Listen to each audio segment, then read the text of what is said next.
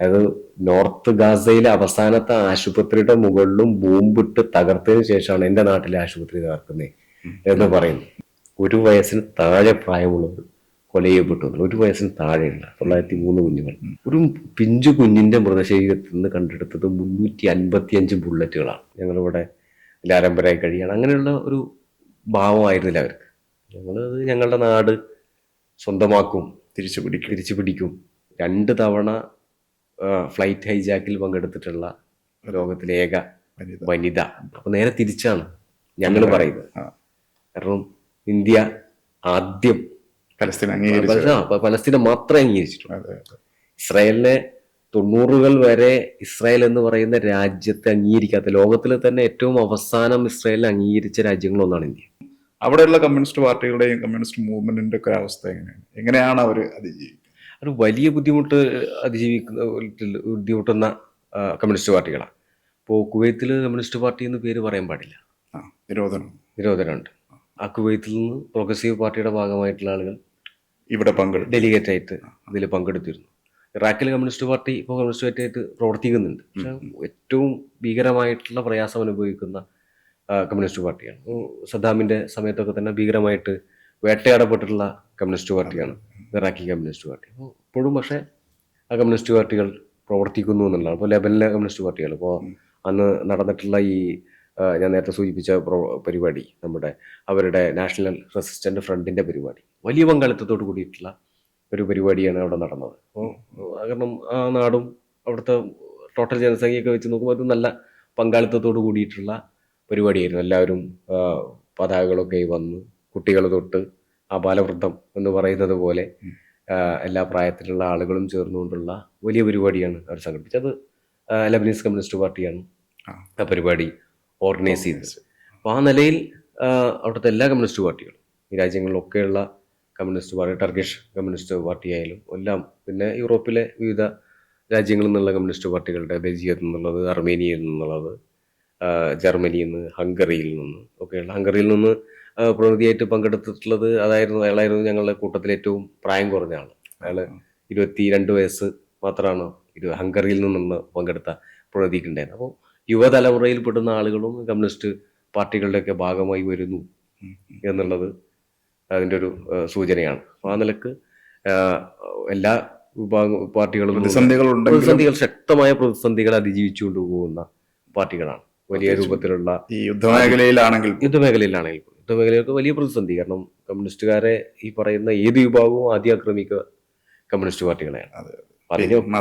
ഭീകര സംഘടനകളും ഇസ്രായേൽ ഏത് മതഭീകര സംഘടനയാണ് അവരൊക്കെ ആദ്യം ആക്രമിക്കുക കമ്മ്യൂണിസ്റ്റുകാരെയാണ് എന്നുള്ളത് ആണല്ലോ നമ്മൾ ചരിത്രം നോക്കിയാൽ കാണാൻ വേണ്ടി പറ്റുന്നത്. അപ്പൊ അത്രയും വലിയ പ്രതിസന്ധിയുടെ ഘട്ടത്തിൽ പ്രവർത്തിക്കുന്നതാണ്. ഇപ്പോൾ മൊറോക്കോയിൽ നിന്നുള്ള പ്രതിനിധി ഗസാനി എന്ന് പറയുന്ന സുഹൃത്ത് ഞങ്ങളുടെ കൂടെ ഒരുപാട് സമയം ചെലവഴിച്ചാണ്. അപ്പോൾ അവിടെ രാജഭരണമാണ്. അവിടെ ജനാധിപത്യപരമായിട്ട് ചില സമയത്തൊക്കെ അയാൾക്ക് രാജാവിന് തോന്നുകയാണെങ്കിൽ 1 ലക്ഷമൊക്കെ നടത്തും. പ്രത്യേകിച്ച് പവറോ മറ്റു കാര്യങ്ങളോ ഒന്നുമില്ല. അവിടേക്ക് ഒരു കമ്മ്യൂണിസ്റ്റ് പാർട്ടിയായിട്ട് സർവൈവ് ചെയ്യുക എന്ന് പറയുന്നത് തന്നെ അതികഠിനമാണ്. പക്ഷെ അവരൊക്കെ ശക്തമായി കമ്മ്യൂണിസ്റ്റുകാരായി നിലനിൽക്കുന്നു. അവർ ഇത്തരം വിഷയങ്ങളിലൊക്കെ തന്നെ ലോകത്തിലാകെ വിഷയങ്ങൾ ഐക്യപ്പെടാനും അത് പഠിക്കാനും അതുമായി ബന്ധപ്പെട്ടുള്ള ഇടപെടൽ നടത്താനും ഒക്കെ തയ്യാറാവുന്നു എന്നുള്ളത് തികച്ചും ആവേശകരമായിട്ടുള്ള കാഴ്ചകളായിരുന്നു. നമ്മുടെ ലബനൻ സന്ദർശനത്തിലേക്ക് തിരിച്ചു വന്നാൽ, അപ്പം അഭയാർത്ഥി ക്യാമ്പുകൾ സന്ദർശിച്ചു. അതിനുശേഷം അഭയാർത്ഥി ക്യാമ്പിലും പറഞ്ഞാൽ കുട്ടികൾ പോലും വളരെ അവരൊരു നിരാശരായിട്ടുള്ള കുട്ടികളായിട്ടൊന്നും എനിക്ക് തോന്നിയില്ല. അവിടുത്തെ ഓരോ മനുഷ്യരും അവരൊക്കെ ഞങ്ങളുടെ നാട്ടിൽ നിന്ന് വന്നിരിക്കുകയാണ്, ഞങ്ങളിവിടെ ലാരംബരായി കഴിയാണ്, അങ്ങനെയുള്ള ഒരു ഭാവമായിരുന്നില്ല അവർക്ക്. ഞങ്ങളുടെ നാട് സ്വന്തമാക്കും, തിരിച്ചു പിടിക്കും എന്നുള്ള ഒരു ഇതാണ്. നമ്മളോടൊക്കെ സംസാരിക്കുമ്പോഴും ഞങ്ങളെ പിന്തുണക്കുക, ഞങ്ങളെ പിന്തുണക്കുക, ഞങ്ങൾക്ക് വേണ്ടി ഐക്യദാർഢ്യങ്ങൾ നടത്തുക, ഞങ്ങൾക്ക് വേണ്ടിയുള്ള ഇടപെടലുകൾ നടത്തുക. നാട്ടിൽ നടത്തുന്ന ചെറിയ പരിപാടികൾ പോലും നിങ്ങൾ ഞങ്ങൾക്ക് അയച്ചു തരണം, അതിൻ്റെ ഫോട്ടോസും വീഡിയോസൊക്കെ. നിങ്ങൾ എത്ര ചെറിയ പരിപാടിയോ എത്ര ആളുടെ നമ്പറല്ല, ഏത് പരിപാടിയായാലും നിങ്ങൾ നടത്തുന്നതൊക്കെ ഞങ്ങൾക്ക് അയച്ചു തന്നാൽ ഞങ്ങൾക്കത് വലിയ ആവേശമാണ്. ഞങ്ങൾക്കത് പൊരുതാനും ഞങ്ങൾക്ക് ജീവിക്കാനുള്ളൊരു ആത്മവിശ്വാസം അത് നൽകും. ലോകത്തിലെ വിവിധ ഭാഗങ്ങളിലുള്ള ആളുകൾ ഞങ്ങളെ പിന്തുണക്കുന്നുണ്ടല്ലോ ഞങ്ങളുടെ കൂടെ നിൽക്കാൻ അവർ തയ്യാറാവുന്നുണ്ടല്ലോ, ഞങ്ങളുടെ വിഷയങ്ങളെ ഐക്യദാർഢ്യപ്പെടാൻ അവർ തയ്യാറാവുന്നുണ്ടല്ലോ എന്നുള്ളത് ഞങ്ങൾക്കൊരു ഊർജ്ജമാണ് എന്ന് പല ആളുകളും അവർ പറഞ്ഞു. അത് ശരിക്കും പറഞ്ഞാൽ അവിടുത്തെ കുഞ്ഞുങ്ങളുടെ മുഖത്ത് പോലും അത് വായിച്ചെടുക്കാനായി എന്ന് പറഞ്ഞിട്ടുണ്ടെങ്കിൽ അതൊരു അതിശയോക്തിയല്ല. എന്നല്ലെങ്കിൽ നാളെ Yes, അതെ. നഷ്ടപ്പെട്ട രാജ്യം തിരിച്ചു പിടിക്കും എന്നുള്ള ആത്മവിശ്വാസം. ആത്മവിശ്വാസമുണ്ട്. അന്ന് ഉച്ചയ്ക്ക് ശേഷമായിരുന്നു ഈ കോൺഫറൻസ്. പാലസ്തീൻ, ലബനൻ ജനതയ്ക്ക് ഐക്യദാർഢ്യം അർപ്പിച്ചുകൊണ്ടുള്ള കോൺഫറൻസ്. അപ്പോൾ കോൺഫറൻസിൻ്റെ പ്രത്യേകത എന്താണെന്ന് വെച്ചാൽ മറ്റ് രാജ്യങ്ങളൊക്കെ എന്നെ ഒന്ന് പറയുകയാണ്, ഞങ്ങളുടെ രാജ്യം ആദ്യഘട്ടത്തിൽ ഇസ്രായേലിനെ അംഗീകരിച്ച രാജ്യങ്ങളിൽ ഒന്നാണ്, എന്നാൽ ഇന്ന് ഞങ്ങൾ പാലസ്തീനെ അംഗീകരിക്കുന്നു. പാലസ്തീനെ അംഗീകരിക്കാത്തതിൽ എൻ്റെ രാജ്യത്ത് വലിയ സമരങ്ങൾ ഞങ്ങൾ നടത്തിക്കൊണ്ടിരിക്കുക എന്നൊക്കെ അവർ പറയണം. അപ്പോൾ നേരെ തിരിച്ചാണ് ഞങ്ങൾ പറയുന്നത്. കാരണം ഇന്ത്യ ആദ്യം പലസ്തീനെ മാത്രമേ അംഗീകരിച്ചിട്ടുള്ളൂ. ഇസ്രായേലിനെ 90-കൾ വരെ ഇസ്രായേൽ എന്ന് പറയുന്ന രാജ്യത്തെ അംഗീകരിക്കാത്ത, ലോകത്തിൽ തന്നെ ഏറ്റവും അവസാനം ഇസ്രായേലിനെ അംഗീകരിച്ച രാജ്യങ്ങളൊന്നാണ് ഇന്ത്യ. നവോദാരവൽക്കരണ നയങ്ങൾ നടപ്പിലാക്കുന്നത് വരെ ഇസ്രായേലിനെ അംഗീകരിക്കുകയോ ഇസ്രായേലിൻ്റെ ഒരു എംബസിയോ ഇസ്രായേലിൻ്റെതായിട്ടുള്ള ഒരു ഓഫീസോ പ്രവർത്തിക്കാത്ത രാജ്യമായിരുന്നു ഇന്ത്യ. അപ്പോൾ അതിൽ നിന്ന് തിരിച്ചു പോകുന്നു എന്നുള്ളത് നമുക്ക് പറയേണ്ടി വന്നു. ആ നിലപാടിൽ നിന്ന് മാറി ഇപ്പോൾ ഐക്യരാഷ്ട്ര സംഘടനയിലടക്കം പലപ്പോഴും പലസ്തീൻ വിരുദ്ധ നിലപാട് ഇന്ത്യ എടുക്കുന്നു എന്നുള്ളത് ഒരുപാട് താല്പര്യങ്ങളുണ്ട്. ഇപ്പോൾ ഐഫ തുറമുഖം പോർട്ട് കൈകാര്യം ചെയ്യുന്ന അദാനിയാണ്. ഈ അപ്പോൾ എല്ലാ തരത്തിലുള്ള താല്പര്യങ്ങൾ അമേരിക്കയോട് സന്ധി ചെയ്തുകൊണ്ട് നിൽക്കുക എന്നത്, അതുപോലെ തന്നെ ഈ സയനിസം എന്ന് പറയുന്ന ഒരു കാഴ്ചപ്പാടിനോടുള്ള ആഭിമുഖ്യമുണ്ട്. അതുപോലെ ഇത്തരത്തിലുള്ള വംശഹത്യ ഇത്തരത്തിൽ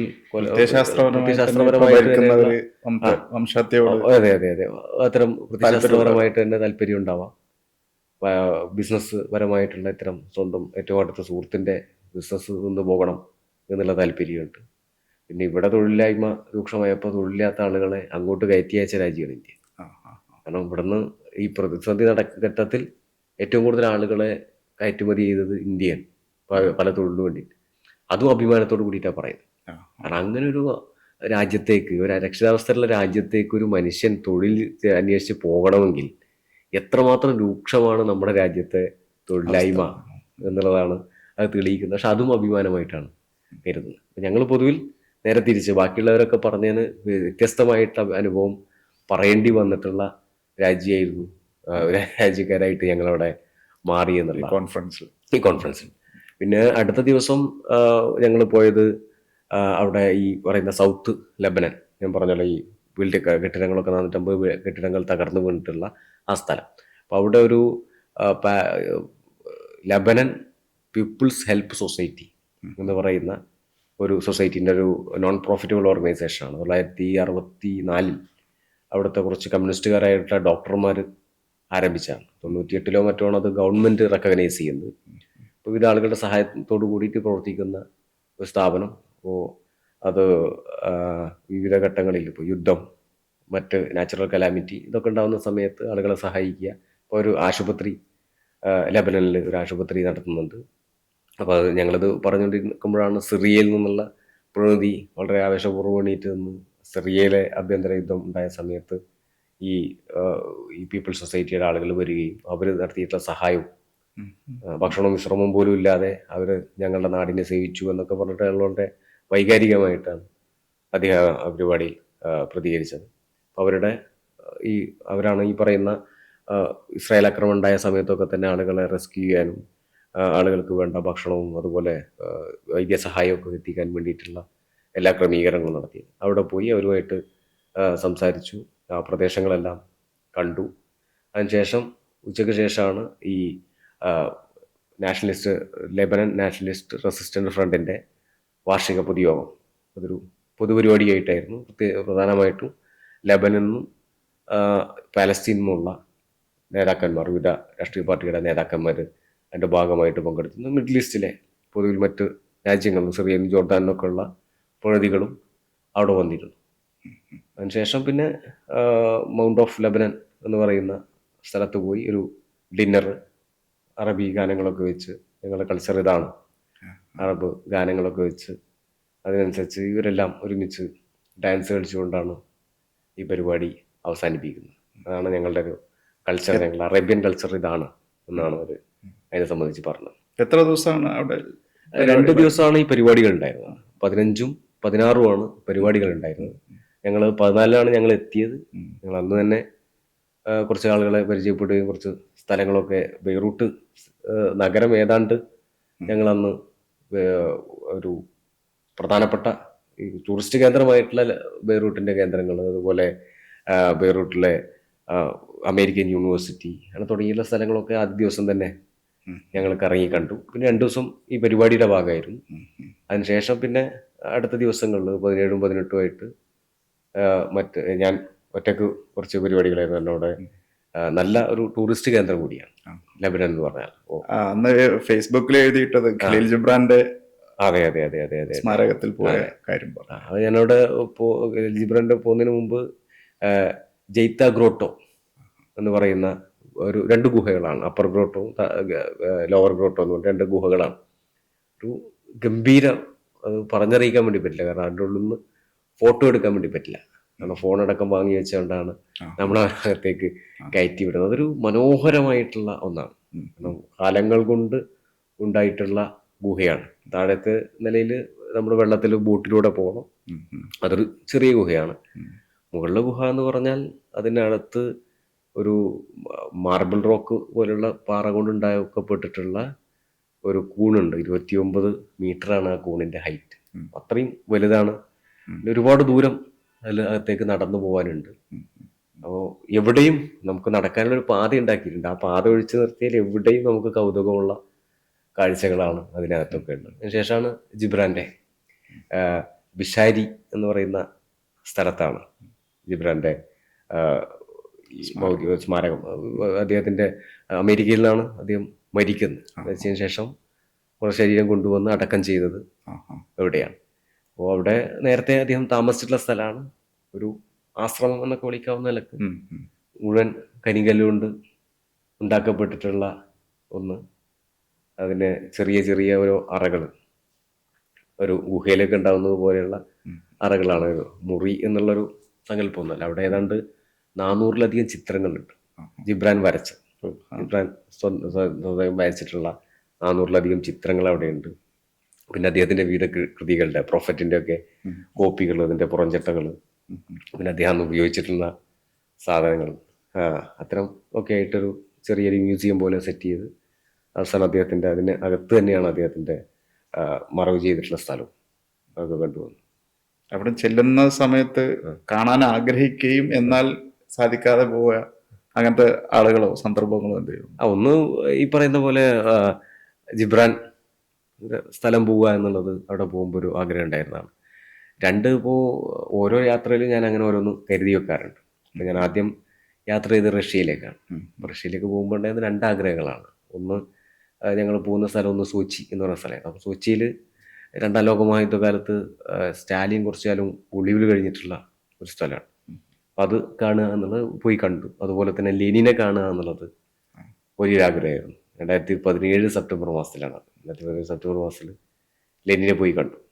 ലെനിൻ ഇങ്ങനെ എന്താ പറയുക, ഇന്നലെ മരിച്ച ഒരു സ്ഥലത്തേക്ക് നമ്മൾ കയറി പോകുന്നത് പോലെ വളരെ നിശബ്ദമായിട്ടുള്ള ഒരു ഇരുട്ട് മൂടിയ ഒരു അരണ്ട വെളിച്ചമുള്ള ഒരു അന്തരീക്ഷത്തിൽ ലെനിൻ ഇങ്ങനെ കിടക്കുന്നു.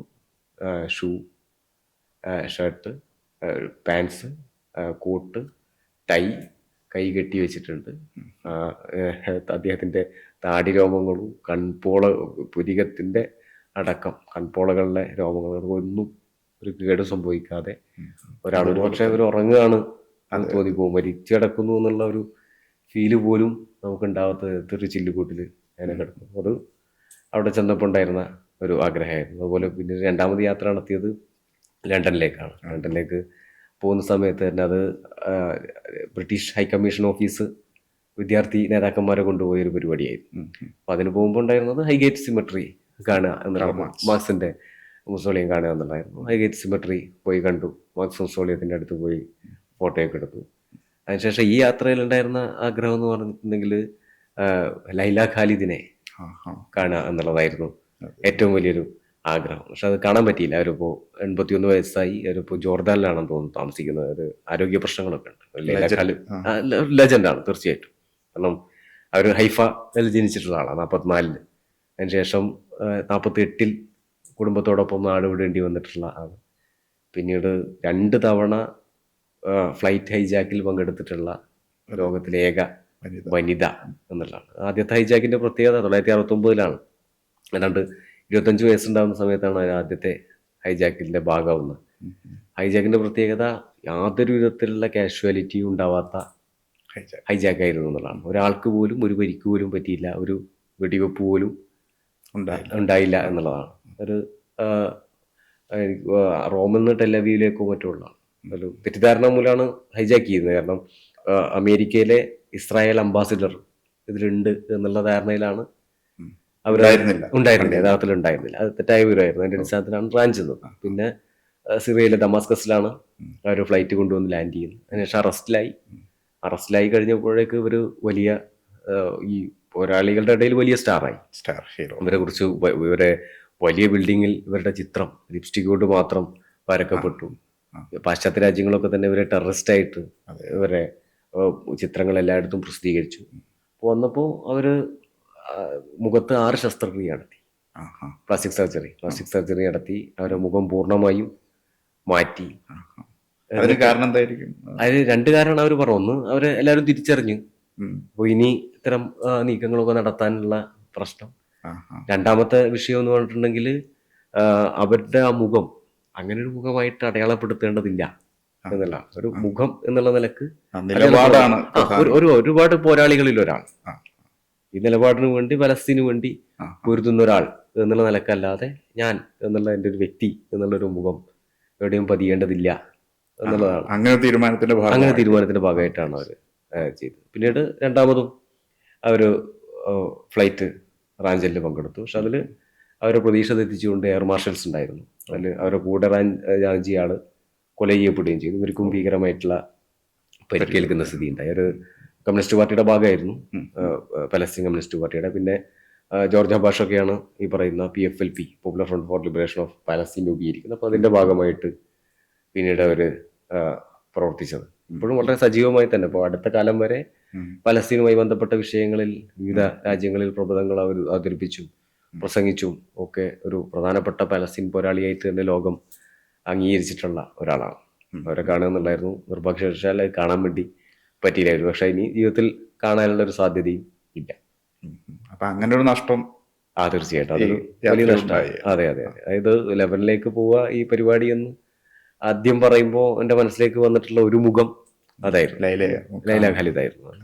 അവരെ കാണുക എന്നുള്ളത്. കാരണം ഒരു ഒരുപാട് കാലമായിട്ടുള്ള ഒരാഗ്രഹമായിരുന്നു. കാരണം ഇവരെ കുറിച്ച് കേൾക്കുകയും വായിച്ചറിയുകയും ഒക്കെ ചെയ്തപ്പോൾ ഇവരെ കുറിച്ച് ഡോക്യുമെന്ററികളും ഷോർട്ട് ഫിലിമും ഒക്കെ ഇറങ്ങിയിട്ടുണ്ട് ലൈല ഖാലിദിനെ കുറിച്ച്. അത്തരം അറിവൊക്കെ വെച്ച് ഇവരെ എങ്ങനെയെന്ന് ഒരു കാണണമെന്ന് ജീവിതത്തിൽ ആഗ്രഹിച്ചിട്ടുള്ള വളരെ ചുരുക്കം ആളുകളിൽ ഒരാളായിരുന്നു ഇവര്. ഈ യാത്രയിൽ കാണാൻ പറ്റും എന്നൊരു പ്രതീക്ഷ ഉണ്ടായിരുന്നു, പക്ഷെ സാധ്യമായില്ല. ഇസ്രായേലിനെ കുറിച്ച് പറയുമ്പോൾ ഇപ്പോൾ 2 വർഷമായിട്ട് തുടരുന്ന വംശഹത്യയെക്കുറിച്ച് പറഞ്ഞാണ് നമ്മൾ തുടങ്ങിയത്. ലോകത്തിൽ തന്നെ ഏറ്റവും മൃഗീയമായി പൈശാചികമായി ആക്രമണം നടത്തുന്ന ഒരു രാഷ്ട്ര സംവിധാനം, അതിൻ്റെ മിലിറ്ററിയാണ് ഇസ്രായേൽ. അപ്പം അങ്ങനെ ആ നിലയിൽ അവിടെ ചെന്നപ്പോൾ കേട്ടതും അനുഭവിച്ചതായിട്ടുള്ള കാര്യങ്ങൾ അതിനെക്കുറിച്ചൊന്ന് വിശദീകരിക്കും. ഒന്ന്, 2 വർഷമായി എന്നുള്ളതാണ് അതിലേറ്റവും തെറ്റായിട്ടുള്ള. അത് 2 വർഷമല്ല, 2 വർഷമല്ല, 48 മുതൽ അല്ലെങ്കിൽ മുമ്പ് 800-കളിൽ തന്നെ അവിടെ ജൂതർ സ്ഥലങ്ങൾ വാങ്ങി വീട് വെക്കാൻ വേണ്ടി തുടങ്ങിയിട്ടുണ്ട്. 1920 കൂടിയിട്ട് ബ്രിട്ടനെതിരായിട്ട് അവിടെ ഉണ്ടായിരുന്ന ബ്രിട്ടനെതിരായിട്ടുള്ള പോരാട്ടം അവർ സംഘടിപ്പിച്ചിട്ടുണ്ട്. ആ ഘട്ടത്തിൽ തന്നെ അതിനുശേഷവും ഈ ഇത്രയും ആളുകൾ അങ്ങോട്ട് കുടിയേറിയിട്ട് പോലും 46 ഇവർക്ക് കൊടുക്കുന്ന സമയത്ത് അവിടുത്തെ ജനസംഖ്യയിൽ 6% പറയുന്ന ജൂതർ. അവർക്കാണ് ആ രാജ്യത്തിന്റെ 55% കൊടുത്തത്. 94% വരുന്ന തദ്ദേശീയ അറബികൾക്ക്, പലസ്തീനികൾക്ക് അതിന്റെ 42% കൊടുക്കുന്നത്. ബാക്കി 3% ജെറുസലേം വരുന്ന പ്രദേശം. അപ്പോൾ ആ ജെറുസലേം ഇസ്രായേലിന്റെ ഭാഗമായി. ഇപ്പോൾ ആകെ ഒരു ഗാസ സ്ട്രിപ്പും ഒരു വെസ്റ്റ് ബാങ്കും എന്നുള്ളതിലേക്ക് ഒതുങ്ങി. അപ്പോൾ ഇതിൻ്റെ ഇടയിൽ നടന്നിട്ട് ഒരുപാട് വംശഹത്യകൾ 500ഓളം ഗ്രാമങ്ങൾ ഒരൊറ്റ രാത്രി കൊണ്ട് അഗ്നികരാക്കിയിട്ടുള്ള സംഭവങ്ങൾ ഉൾപ്പെടെ അങ്ങനെ ഒരുപാട് കഥകൾ ഇപ്പോൾ ഈ പറയുന്ന ഇസ്രായേലുമായി ബന്ധപ്പെട്ട് ഇസ്രായേൽ നാളിതുവരെ നടത്തിയിട്ടുള്ള അക്രമങ്ങളുടെ ഒരു നിര എടുത്താൽ തൊട്ടടുത്തുള്ള എല്ലാ രാജ്യത്തിനും ആക്രമിച്ചു. അതെ അതെ 1967 6 ദിവസത്തെ യുദ്ധം എല്ലാ അറബ് രാജ്യങ്ങളെയും അന്ന് ആക്രമിച്ചിട്ടുണ്ട്. ഇപ്പോൾ ഈ ഘട്ടത്തിൽ എത്ര രാജ്യങ്ങൾ ആക്രമിച്ചു? അതെ അതെ. തൊട്ടടുത്തുള്ള ലബനനെ ആക്രമിച്ചു, ഖത്തറിനെ ആക്രമിച്ചു, ഇറാനെ ആക്രമിച്ചു, സിറിയ ആക്രമിച്ചു. ആകെ ഇറാൻ ആക്രമിച്ചതിൽ മാത്രമാണ് എനിക്ക് തോന്നുന്നു 6 രാജ്യങ്ങളോ മറ്റോ ഈ സമയത്ത് ആക്രമിച്ചു. അതിൽ ഇറാനെ അടുത്ത് മാത്രമാണ് ഒരു തിരിച്ചടി അവർക്ക് കിട്ടിയത്. അപ്പോൾ തിരിച്ചടി കിട്ടിയപ്പോൾ കരയുന്നതും കണ്ടു. എൻ്റെ നാട്ടിലെ ആശുപത്രി തകർക്കുന്നേ എന്നാണ് ബെഞ്ചമിൻ നെതന്യാഹു പറഞ്ഞത്. എപ്പോഴാ? അതായത് നോർത്ത് ഗാസയിലെ അവസാനത്തെ ആശുപത്രിയുടെ മുകളിലും ബോംബിട്ട് തകർത്തതിന് ശേഷമാണ് എൻ്റെ നാട്ടിലെ ആശുപത്രി തകർക്കുന്നേ എന്ന് പറയുന്നു. മാത്രമല്ല ക്ലസ്റ്റർ ബോംബ് ഇറാൻ ഉപയോഗിച്ചു. അപ്പോൾ ക്ലസ്റ്റർ ബോംബ് ഉപയോഗിക്കുന്നതിനെതിരായിട്ട് ലോകത്തിലെ 110-112 രാജ്യങ്ങൾ പ്രമേയം പാസ്സാക്കാൻ വേണ്ടി തയ്യാറായതാണ്. അന്ന് ആ പ്രമേയത്തെ ഏറ്റവും ശക്തമായി എതിർത്ത രാജ്യമാണ് ഇസ്രായേൽ. ആ ആയുധം തന്നെ അവർക്കെതിരെ വന്നപ്പോൾ വീണ്ടും ബെഞ്ചമിൻ നെതന്യാഹു കരയുന്നത് നമ്മൾ കണ്ടു. അപ്പോൾ ദീർഘകാലമായിട്ട് ചെയ്തുകൊണ്ടിരിക്കും. ഇപ്പോഴും ചില ആളുകൾ പോസ്റ്റ് ചെയ്തിട്ടുള്ള ഒരു അദംസ് മീഡിയ എന്ന് പറയുന്ന ഒരു വ്യക്തി എക്സിൽ ഇട്ടിട്ടുള്ളൊരു പോസ്റ്റ് ഉണ്ട്. 8 മാസം ഹമാസിൻ്റെ തടവറയിൽ കഴിഞ്ഞിട്ടുള്ള ഒരു സ്ത്രീ പുറത്തിറങ്ങിയതിന് ശേഷം വളരെ സന്തോഷവതിയായിട്ട് അവരുടെ ബന്ധുക്കൾക്ക് ഫോൺ ചെയ്യുകയും ഒക്കെ ചെയ്യുന്ന വളരെ തിരിച്ച് സന്തോഷവതിയായിട്ടിരിക്കുന്നു. എന്നാൽ നേരെ തിരിച്ച് ഇസ്രായേലിൻ്റെ തടവിൽ 1 മാസം കഴിഞ്ഞിട്ടുള്ള ഒരു ചെറുപ്പക്കാരൻ, അയാള് കണ്ണൊക്കെ പുറത്തേക്ക് വന്ന് അതിഭീകരമായിട്ടുള്ള മാനസിക സംഘർഷം അനുഭവിക്കുന്നു എന്നുള്ള അയാളുടെ മുഖത്ത് തന്നെയുണ്ട്. അയാൾ ചോദിക്കുന്ന ഓരോ ചോദ്യങ്ങൾക്കുമുള്ള ഉത്തരം ഏറ്റവും വിയേർഡായിട്ടാണ് അദ്ദേഹം സംസാരിച്ചുകൊണ്ടിരിക്കുന്നത്. അത്രയും ഭീകരമായ ടോർച്ചറാണ് കിട്ടിയിട്ടുള്ളത്. ആ ആളെ കണ്ടാൽ വളരെ കൃത്യമാണ്. ഒരാളെ കാഴ്ചയിൽ തന്നെ അതിഭീകരമായ ടോർച്ചറിലൂടെ അയാൾ കടന്നു പോയി എന്ന് കൃത്യമാണ്. അപ്പോൾ ആരാണ് യഥാർത്ഥത്തിൽ തീവ്രവാദി? ഈ പറയുന്ന ഹമാസിൻ്റെ അടുത്ത് 8 മാസം കഴിഞ്ഞ സ്ത്രീക്ക് ഒരു ബുദ്ധിമുട്ടും ഇല്ലാതെ ഇപ്പോൾ പുറത്തു വിട്ട ആരെയും അത്തരത്തിലുള്ള ഒരു ട്രോമയോ മറ്റോ ഒന്നും കാണാൻ വേണ്ടി പറ്റുന്നില്ല. നേരെ തിരിച്ച് ഇപ്പുറത്ത് അതിഭീകരമായ ട്രോമയിലൂടെ പോകും. ആരാണ് ഭീകരവാദികൾ? അതല്ല, ഇപ്പോൾ ഇതിനിടയിൽ ഒട്ടനവധിയായിട്ടുള്ള മനുഷ്യരെ ഇപ്പോൾ കഴിഞ്ഞ ജൂൺ മാസം വരെയുള്ള കണക്ക് പ്രകാരം 903 കുഞ്ഞുങ്ങൾ 1 വയസ്സിന് താഴെ പ്രായമുള്ളവർ കൊല ചെയ്യപ്പെട്ടു. 1 വയസ്സിന് താഴെയുള്ള 903 കുഞ്ഞുങ്ങൾ. അത് പ്രസവിച്ച് മണിക്കൂറുകൾക്കകം കൊല്ലപ്പെട്ടിട്ടുള്ള കുഞ്ഞുങ്ങൾ വരെയുണ്ട്. അപ്പോൾ അവിടുന്ന് കേട്ടിട്ടുള്ള ഒരു കഥ ഹിന്ദ് റമി ഇയാദ് റജബ് എന്നാണ് പെൺകുട്ടിയുടെ പേര്. 6 വയസ്സുകാരിയാണ്. ഒരാളെ കൊല്ലാൻ എത്ര വെടിയുണ്ട വേണ്ടി വരും? ഉന്നം തെറ്റാതെ വെടിവെക്കാൻ അറിയുന്ന ഒരാൾക്ക് 1 വെടിയുണ്ട മതി ഒരാളുടെ ജീവൻ എടുക്കുക. 2-3 വെടിയുണ്ട കൊണ്ട് ഏതൊരു മനുഷ്യൻ്റെയും ജീവൻ നഷ്ടപ്പെടാം. ഒരു പിഞ്ചു കുഞ്ഞിൻ്റെ മൃതശരീരത്തിൽ നിന്ന് കണ്ടെടുത്തത് 355 ബുള്ളറ്റുകളാണ്. 355 ബുള്ളറ്റ് ഒരു 6 വയസ്സുകാരി പെൺകുട്ടിയുടെ ശരീരത്തിലേക്ക് അയക്കണമെങ്കിൽ, ആ കുഞ്ഞിനെ അത്രമാത്രം വെടിവെക്കണമെങ്കിൽ എത്ര ക്രൂരന്മാരാണ് അവർ. പൈശാചികമെന്ന് പോലും പറയാൻ വേണ്ടി പറ്റില്ല. പിശാച് കേട്ടിട്ടുണ്ടെങ്കിൽ നമ്മളോട് എന്നെ അപമാനിക്കരുത് എന്ന് പറഞ്ഞു. അത്രയും ഭീകരമായിട്ടുള്ള 155 ബുള്ളറ്റ് ഒരു 6 വയസ്സുകാരിയായിട്ടുള്ള കുഞ്ഞു ശരീരത്തിൽ തറക്കാൻ വേണ്ടിയിട്ട് ഉണ്ടെങ്കിൽ അവർക്ക് ആ വെറുപ്പ് ഈ പറയുന്ന ഒരു ഐഡിയോളജി അത് എങ്ങനെ ഒരു ഭൗതിക പവറായി മാറുന്നു എന്നുള്ളത് മാർക്സ് പറഞ്ഞ വളരെ ശരിവെക്കുന്നു. അത്രയും ഭീകരമായിട്ടുള്ള വെറുപ്പ് അതാണ് ഈ പറയുന്ന ഇസ്രായേൽ അല്ലെങ്കിൽ അവരുടെ സയനിസം ഉത്പാദിപ്പിക്കുന്നത് എന്നുള്ളതിൻ്റെ ഏറ്റവും വലിയ തെളിവാണ്. ബോംബ് ചെയ്ത് എല്ലാം നശിച്ച് പിന്നെ അഭയാർത്ഥി ക്യാമ്പിൽ കഴിയുന്നവരെ ബോംബ് ചെയ്യുന്നു, ഭക്ഷണം കാത്തു നിൽക്കുന്ന പാവപ്പെട്ട കുഞ്ഞുങ്ങളെ ബോംബ് ചെയ്യുന്നു. അപ്പോൾ അതിലിപ്പോൾ സുലൈമാൻ ഒബൈദ് ജനിച്ചിരുന്നത് വേറെ ഏതെങ്കിലും ഒരു രാജ്യത്തായിരുന്നെങ്കിൽ നമ്മുടെ കേരളത്തിലെ ഞാൻ മലപ്പുറത്ത് പറയാറുണ്ട്, മലപ്പുറത്തെ വിവിധ അങ്ങാടികളിൽ സുലൈമാൻ ഒബൈദിന്റെ ചിത്രങ്ങൾ, വലിയ കട്ടൗട്ടുകൾ വരുമായിരുന്നു. കാരണം ഫുട്ബോളിൽ അത്രമാത്രം സ്നേഹിക്കുന്ന പലസ്തീനിയൻ പെലെ എന്നാണ് അറിയപ്പെട്ടിരുന്നത്.